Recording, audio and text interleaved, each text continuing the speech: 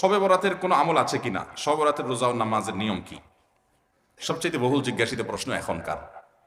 শবে বরাত আসছে, যেটাকে আসলে হাদিসের ভাষ্যে বলা হয়েছে মধ্য শাবানের রাত, শবে বরাত না, এটার হাদিসের ভাষ্যের নাম কি? মধ্য শাবানের রাত। এই মধ্য শাবানের রাত বা মধ্য শাবানের রজনী, এই রাতে যেটাকে আমরা শবে বরাত বলি, এই রাতের নামাজের নিয়ম কি? কয় রাকাত পড়তে হবে, কোন রাকাতে কোন সূরা কতবার পড়তে হবে, এটা বহুল জিজ্ঞাসিত একটা প্রশ্ন। এবং এ ব্যাপারে আমরা অনেকে জানি যে শবে বরাতের রাকা নামাজে এত রাকাত পড়তে হবে, সেখানে সূরা কুল হু আল্লাহ ইখলাস এতবার পড়তে হবে, ইত্যাদি ইত্যাদি। লাইলাতুল কদর ছাড়া অন্য যে সমস্ত রাতের ফজিলত আছে, এর মধ্যে 10টা রাতের কথা আল্লাহ তাআলা শপথ করেছেন, ওয়াল ফাজরি ওয়া লায়ালিন আশর। সে 10টা রাত হলো জিলহজের প্রথম দশক। খবরও নেই আমাদের দেশে মানুষের, যে রাতগুলোর শপথ আল্লাহ কোরআনে করেছেন, কত ফজিলতপূর্ণ, কিন্তু জিলহজের প্রথম দশকের রাতের কোনো বিশেষ ফজিলতের কথা আমরা কয়জনে জানি? যাই হোক, মধ্য শাবান রজনীর কথা আমরা বেশি জানি শুধু না, সবচেয়ে বেশি আমরা এ রাতে ইবাদতের চেষ্টা করি। তো সবচেয়ে বেশি চেষ্টা তো হওয়া উচিত হলো লাইলাতুল কদরে। এর পাশাপাশি যদি কেউ মধ্য শাবান রাতে আল্লাহ তাআলার ক্ষমা লাভের চেষ্টা করে, সেটা দর্শনীয় না, সেটা জায়েজ। এ রাতের এতটুকু ফজিলত অবশ্যই প্রমাণিত যে আল্লাহ রাব্বুল আলামিন এ রাতে হিংসুক ছাড়া, মুশরিক ছাড়া বাকি মানুষগুলোকে সাধারণ ক্ষমা ঘোষণা করেন। অতএব এ রাতের একেবারে কোনোই ফজিলত নেই, ব্যাপারটা সেরকম না। বিভিন্ন হাদিসের আলোকে এটুকু অন্তত সাব্যস্ত হয় যে আল্লাহ তাআলা হিংসুক এবং আপনার মুশরিক ছাড়া, মানুষের পিছিয়ে লাগে শত্রুতা, এই মানুষটা বাকি মানুষকে মাফ করে। তাহলে মধ্য শাবানের রাত বা যেটাকে শবে বরাত বলছি আমরা, এই রাতের মূল আমলই হলো, এটাকে কেন্দ্র করে মূল আমলই হলো নিজেকে শিরক এবং হিংসা থেকে পরিচ্ছন্ন করা, সাধারণ ক্ষমার উপযুক্ত করা, এটা হলো মূল আমল, বাস। এর বাইরে আপনি ক্ষমা লাভের জন্য যদি চেষ্টা করেন, সেটা কোনো দর্শনীয় বিষয় নয়। তবে এই রাতকে কেন্দ্র করে বিশেষ ফরম্যাটে নামাজ, রাত জেগে, তারপর বিশেষ ফরম্যাটে ইবাদত, এই সূরা এতবার, এই নামাজ এত রাকাত, এরকম কোনো কথা কোরআন হাদিসে বর্ণিত হয়নি। এগুলো আমরা মন গড়া বানিয়ে নিয়েছি। এবং যদি এরকম কোনো ফরম্যাট আমরা ঠিক করে নিয়ে সেভাবে ইবাদত করাটাকে আমরা এই রাতের আমল, শরিয়া সিদ্ধ আমল মনে করি বা সুন্নাহ আমল মনে করি বা কোনো নির্দিষ্ট আমল মনে করি, তো একটা বেদাতে পর্যবেসিত হবে। অতএব বাড়াবাড়ি এবং ছাড়াছাড়ি এই দুইটি আমাদেরকে পরিহার করতে হবে। যতটুকু আছে ততটুকু আমরা আমল করব এবং এসে আমল অনুযায়ী আমরা চলার চেষ্টা করব। শবে বরাতে সবচেয়ে বেশি মানুষ মসজিদে কেন ভিড় জমায় বলেন তো? শবে কদর বেশি ফজিলতপূর্ণ না এই রাত? শবে কদর কোনো তুলনা আছে শবে কদরের সাথে কোনোটার? কিন্তু শবে কদর কি এত মানুষ ইবাদত বন্দেগী করার চেষ্টা করে শবে বরাতে যত করে? কারণ কি? মিষ্টির জন্য বলে, খারাপ বলেন নাই। আমি ছোট থাকতে যখন মাদ্রাসায় পড়ি, লজিং এ ছিলাম এক বাড়িতে, আমার মনে আছে এক মসজিদে সারা রাত শবে বরাতে এরকম দোয়া দরুদ হয়েছে। এবার শেষে মিষ্টি বিতরণ হচ্ছে, জিলাপি দিত আর কি তখন। তো জিলাপি দেওয়া হচ্ছে, তো এক আল্লাহর বান্দা তার যে জিলাপি দিচ্ছে সবাই দুটো দুটো করে দিচ্ছে, ভুলে তার একটা পড়ছে আর কি। পরে সেই জিলাপিটি নিয়ে এসে বাইরে ওই মুয়াজ্জিন বেচারার 14 গোষ্ঠী গালিগালাজ করতে করতে বলতেছে যে সারা রাত বেটা সবচেয়ে বেশি কানলাম আমি, আর দিছে আমার একটা। আল্লাহর কাছে এই নসিব চাই এই একটা জিলাপি নিয়ে পাইলাম। সে কানতে কানতে মুয়াজ্জিনকে গালিগালাজ করতে করতে যাচ্ছে। আমার ছোটবেলার ঘটনা। যাই হোক, তো মিষ্টির জন্য যায় না, এটা পুরোপুরি সঠিক না। এত অভাব পড়ে না যে সারা রাত মানুষ মসজিদে পড়ে থাকবে একটা একটু মিষ্টি একটা প্যাকেটের জন্য, আমার মনে হয় না।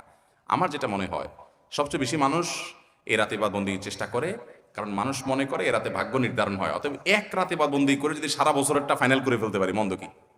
এই হলো মূল কাহিনী। আল্লাহ তাআলা আমাদেরকে বিশুদ্ধ পদ্ধতিতে ইবাদতবন্দি করার তৌফিক দান করুন। তাহলে ভাইরা আমার, মধ্য শাবানের রজনীতে আমরা আল্লাহ তাআলার কাছে ক্ষমার উপযুক্ত হওয়ার জন্য, হিংসা শিরক থেকে মুক্ত হওয়ার চেষ্টা করব। ক্ষমা পাওয়ার জন্য প্রচেষ্টা আমাদের থাকবে, কিন্তু ওই যে বেদাতি পন্থায় বিশেষ ফর্মে ঠিক করে ইবাদত, নামাজ, হালুয়া রুটি খায় মানুষ। হালুয়া রুটি কেন খায়? কেন খায় হালুয়া রুটি ভাই? সারা দেশে অনেক জায়গায় এখনো এটা হালুয়া রুটি ওই দিন বানাবে মানুষ। হালুয়া রুটিটা কেন হয় বলেন তো? বলে যে নবী সাল্লাল্লাহু আলাইহি ওয়াসাল্লাম উহুদের যুদ্ধে তার দান্দান মুবারক শহীদ হয়েছে, এই জন্য উনি শক্ত খানা খাইতে পারতেন না, হালুয়া খাইতেন, এই জন্য আমরা হালুয়া খাই। আরে ভাই, নবী সাল্লাল্লাহু আলাইহি ওয়াসাল্লামের দাঁত ভাঙছে প্রথম কতটা শাবান মাসে ঘটেই না, এটা পড়ছে আরেক মাসে। আপনি এটা এই মাসে আনলেন কোত্থেকে? আচ্ছা, তারপরে যদি ধরে নেই এই মাসেই হয়েছে, তো ওনার দাঁত ভাঙছে কাদের আঘাতে? মুশরিকদের আঘাতে, তাই না? আল্লাহর দুশমনদের আঘাতে। তো কাফেরদের আঘাতে, দাঁত ভাঙাতে উনি হালুয়া খাইছে বলতেছেন, যদি এটার কোনো ভিত্তি নেই, বোগাস কথা। তারপরে ধরে নিলাম, তো আপনি ভালো দাঁত নিয়ে হালুয়া খাচ্ছেন কোন শরমে? আপনার বাপের একটা শত্রু আছে, আপনাদের ফ্যামিলির একটা শত্রু আছে, সে আপনার বাপের ধরে আচ্ছা ধরে মেরে ঠ্যাং ভেঙে দিছে। আপনার বাপ বেচারা ওই ভাঙা ঠ্যাং নিয়ে একটা লাঠি নিয়ে ভর করে করে খোলায় খোলায় উনি হাঁটেন, কারণ পা ভেঙে গেছে বেচারা।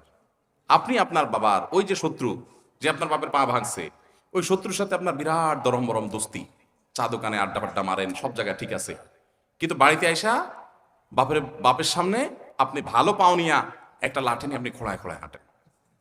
কেন? বাবার প্রতি সহমর্মিতা দেখা, যে আমার বাবার যেহেতু পা ভেঙে দিছে, এই জন্য বাবা খোঁড়া খোঁড়ায় হাঁটে, আমি এখন ভালো পাও নিয়া লাঠি নিয়ে খোঁড়ায় খোঁড়ায় হাঁটতেছি। কি বলেন? এই দৃশ্য যদি দেখে আপনার বাপে কি করবে? হাতের লাঠিটা দিয়ে বলবো, আমার পাও যা যাক, তোর আগে কয়টা বাড়ি দিবে এত, তুই আমার ব্যাঙ্গাইতে আসছস? আমার পা ভাঙছে যারা, তুই পারলে তাদেরকে বিচারের আওতায় আনবি, তাদের একটা বিহিত করবি। সেটা না করে তার লগে তলে তলে তোমার সম্পর্ক, তুমি আসছো আমার এখানে নাটক করে আমার সহমর্মিতা জাহির করতে। নবী সাল্লাল্লাহু আলাইহি সাল্লামকে যারা দাঁত ভাঙছে তাদের সাথে তো দোস্তির কোনো কমতি নেই, তাদের প্রতি তো আপনার সহমর্মিতার কোনো কমতি নেই, ওয়ালা বারা বলতে কিচ্ছুই নেই। কিন্তু আপনি হালুয়া খায়া ভালো দাঁত নিয়ে আপনি নবী সাল্লাল্লাহু আলাইহি সাল্লামের প্রতি সহমর্মিতা প্রদর্শন করছেন, এর চেয়ে হাস্যকর আর কি হতে পারে? আল্লাহ আমাদেরকে সঠিকভাবে দিন পালন করার তৌফিক দান করুন। সবরাতে আসলে ওই যে আগে এক সময় আমরা দেখতাম পটকা ফুটতো, বাজি ফুটাইতো, যাক আলহামদুলিল্লাহ এগুলো পুলিশ প্রশাসনের নির্দেশনার কারণে থামছে। এরপরে ওই যে আতশবাজি করা, রাতে গোসল করা, অনেক তামাশা আমাদের সমাজে আছে সবরাতকে কেন্দ্র করে, শত শত বেদাতের আয়োজন এই রাতকে কেন্দ্র করে আছে। আল্লাহ আমাদেরকে এগুলো থেকে বেঁচে থাকার তৌফিক দান করুন। আমরা আল্লাহর কাছে ক্ষমা লাভের চেষ্টা করবো, আল্লাহ আমাদেরকে ক্ষমা লাভ করার, ক্ষমা পাওয়ার তৌফিক দান করুন। আঠা দিয়ে ইঁদুর মারা ও ইলেকট্রিক ব্যাট দিয়ে মশা নিধন করা কি জায়েজ আছে না হারাম? আঠা দিয়ে ইঁদুর মারার যে একটা সিস্টেম আছে আমাদের দেশে, এটা জায়েজ নাই, এটা কোনো অবস্থাতে জায়েজ নাই। কারণ এটা খুবই মর্মান্তিক, এটা খুবই অমানবিক, এটা খুবই অমানবিক। কারণ আঠা দিয়ে ইঁদুর মারার এক দুইটা দৃশ্য আমি দেখেছি। এখানে যেটা হয়, ইঁদুর আঠার উপরে উঠে গেলে এরপরে দেখা যায় ওই অবস্থায় তার মৃত্যু হওয়ার আগ পর্যন্ত সে ওই আঠা থেকে তার নড়তে পারে না, ওই অবস্থা পড়ে থাকে। এবং যে ব্যক্তি ইঁদুর ধরার জন্য ফাঁদ আটছে আঠা দিয়ে, ওই ব্যক্তিও আর ওই ইঁদুরকে আঠা থেকে বের আলোক করতে পারে না। আলোক করতে গেলে চামড়া শরীর সব আলাদা হয়ে যায়, ছিঁড়ে যায় জীবন্ত। তো এতটা অমানবিক ভাবে তাকে হত্যা করার কোনো প্রয়োজন তো আপনার পড়ে নাই। আরো তো বহু পদ্ধতি আছে, তাকে আপনি হত্যা করেন, বিষ প্রয়োগ করে হত্যা করেন। যে প্রাণী আপনার উপদ্রব করে, আপনার কষ্ট দেয়, আপনি তাকে হত্যা করতে পারেন আপনার উপদ্রব থেকে বাঁচার জন্য, সেটা জায়েজ আপনার জন্য।